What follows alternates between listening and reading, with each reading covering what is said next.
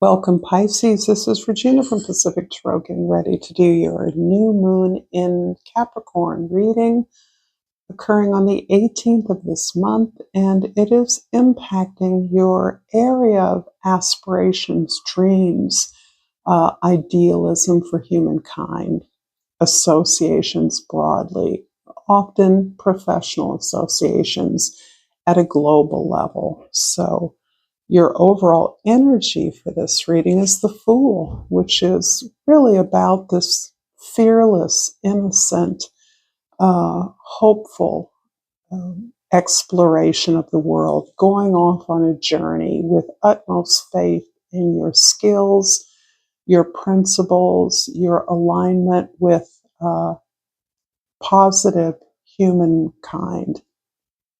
And you are moving forward, committed to doing what is in your power, considerable, to have an impact on your world without any need to understand where this is all going. Where is this destination? Where is this leading? You know that being aligned with your purpose, your service, your mission, that you are making moves that can benefit others, exercising your gifts in a way that fills you with a sense of hopefulness and belief in your absolute ability to fly. From the Soul's Journey Oracle, I have the Abundance card. I am a limitless being and I can manifest whatever I desire in this physical reality. Feels like an echo here of the Fool card, but because of the placement of this new moon in the house of your ideals, I do believe this has to do with some considerable impact that you're having on the world. You're sharing your gifts, your service, your products on a more far-reaching level than in the past. You're moving into new communities and locations around the world where what you have experienced, been successful at, become an expert at, you're able to share in new ways in communities that allow you to learn new things, for you to expand your arsenal of skills and service. And then from the Egyptian Sacred Animals Tarot, I pulled the Ram, number 3. Number 3 is the number of the Empress. Power, presence, productivity, love, giving and receiving. The Ram I'm going to read from the guidebook. And the two keywords are creativity and dynamism. Associated with the supreme god Amun, the ancient deity of air and wind in the city of Thebes, the ram also represents the planet Mars, protected and guided by the sun. It's related to the qualities of action, dynamism, and impulsiveness. Its presence symbolizes a very strong and lively energy associated with power and life itself. Its appearance urges you to use its strength and determination, but with caution, as excessive aggression could lead to undesirable results. Under the influence of the ram, you can receive its wisdom to face changes and challenges, but avoid excessive impulsiveness and adopt a more balanced and thoughtful mindset. This sounds like the necessary tempering that is required in order to strategize this powerful exploration that you're making into the world.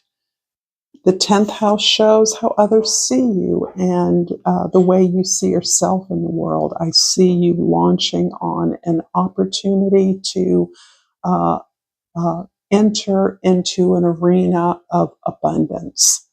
The abundance is both what you're able to build and create in a variety of locations or communities, but also the profitability of those. It feels as though you are entering a place where your abundance on your own terms is assured, so that you are not only creating something that is profitable, but you are modeling a way to be profitable for those communities that you're entering, those places you're entering into. So this is beautiful for having found a key that is unlocking the wealth or prosperity that you desire. In the first house, the Hermit card is describing this healing journey that you've been on for quite some time. And it seems as though the experience you've been gaining, the communities you've been working within, the service that you've been providing has been part of your training, your authority that you stand on, your authenticity that makes what you've learned something that you understand is transferable to others, so that you share what you know, you share what you've learned, and ultimately you know that your authority rests within you, that no one else can dictate the terms of your gift or the way that you express that or share that with the world. So this is powerful because you're gaining momentum in this process of finding answers within that prompt you to action. In the fourth house, the home of your family, your personal history, your foundation, the Five of Cups is indicating your review and understanding of disappointing patterns, patterns of failure or heartache in the past. You understand that you have participated in choosing things that disappointed you repeatedly, and that until you understood the pattern and released it, mourned it, allowed yourself to feel all the feelings, regret, remorse, guilt, even shame, that you had not been truly able to release something that you believed would give you something you desired. And instead, you have looked to yourself, built that relationship with yourself, understanding that whatever you desire, you must build that within yourself first. You must give yourself the love, the respect, the honor that you are due for your own ideas. Those must be felt within before you can match those in your connections or opportunities in the world. In the seventh house, the house of your significant others, we have the Eight of Pentacles, the hardworking Pisces I know have connected up improvement in life, personal development, healing self with having an improved impact on the world by perfecting your craft, paying attention and being devoted to the process of creating, understanding that attention to detail, this persevering and constant work ethic, is the way that your craft no longer is work, but becomes an expression of your gift and who you are. This is what ensures your success. This is what is prepared you for the manifestation that you are experiencing in the outer world. You've done the work. You've done the inner work, and you continue to do the outer work that reflects that. And this is beautiful expression of the dedication that take in even the opportunity to serve others, the attention to detail, the awareness of the fragility of the gift, the attention you bring to others, and their need for that, their ability to not only receive your gift, but to be grateful for that gift, and the synergy that occurs in this kind of a relationship in which the giver is given to, the healer is healed. If this reading is resonating for you, Pisces, please like this video. Please subscribe to my channel, Pacific Tarot. And thank you to all of you that are present here with me now and always. So I thank you for that. I'm going to be clarifying the axes of the horoscope wheel, starting with the first house, the Hermit card. The Two of Jades clarifies the Hermit. The Five of Cups is clarified by the Nine of Swords. The Eight of Pentacles is clarified by the Servant of Wands. And the Ace of Pentacles is clarified by the Knight of Swords. Interesting. We have a lot of fresh energy here, and the top line of your ability to recognize that you are planning and strategizing the way in which you're going to share the information and the services that you've connected with within yourself. The way that you've healed yourself, that is directly connected up with the actual work or service that you do in a way that only you understand. But you're planning that. You're looking at how you can replicate the model of your own healing with opportunities to serve others. And this requires a deep integration of the lessons you've learned in the past. A lot of those lessons refer to a sense of betrayal or disappointment that you've had, and you've had to overcome those. You've understood that there is no one to blame because no one is responsible for your well-being but you.